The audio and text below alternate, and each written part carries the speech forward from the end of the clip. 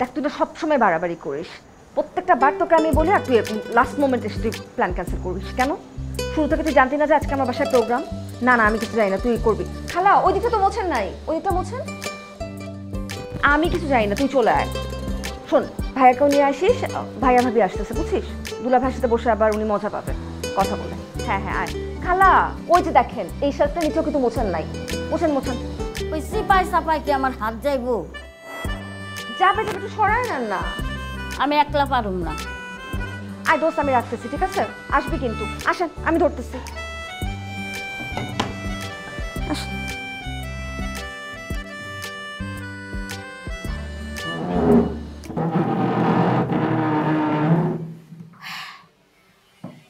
মামি আজকে এমন কি যেন বাড়ি ঘর একেবারে গৈসা মাজা চকচকা করে ফেলাইতেছেন।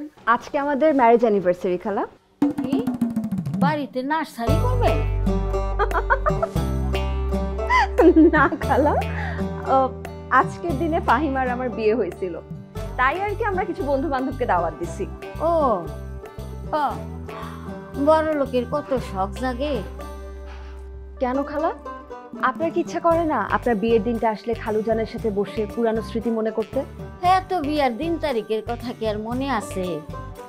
তো এইটা মনে আছে, আমার যখন বিয়া হয়েছিল তখন আসছিল মাঘ মাস, এত শীত পড়ছিল, তখন যদি কেউ চাদর ছাড়া বাইরে যায় খাড়াইতো তাহলে মরা মানুষের মতো জৈমাকে শক্ত হয়ে যেত। আর ওই সময় আপনার খালু কি করছিল জানেন? কি করছে? বিয়ার দিন থেকে টানা 7 দিন তিনি তো পুষ্কুনির পারেই যায় নাই, অথচ তিনি আসিলেন নতুন জামাই।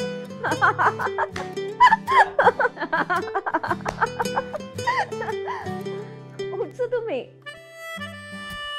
আচ্ছা এক কাজ করো, ফ্রেশ হয়ে নাও, তারপর নাস্তা করে আমরা বের হব, কিছু কেনাকাটা আছে। আর খালা আপনি এই কাজটা শেষ করে তাড়াতাড়ি কিচেনে আসেন,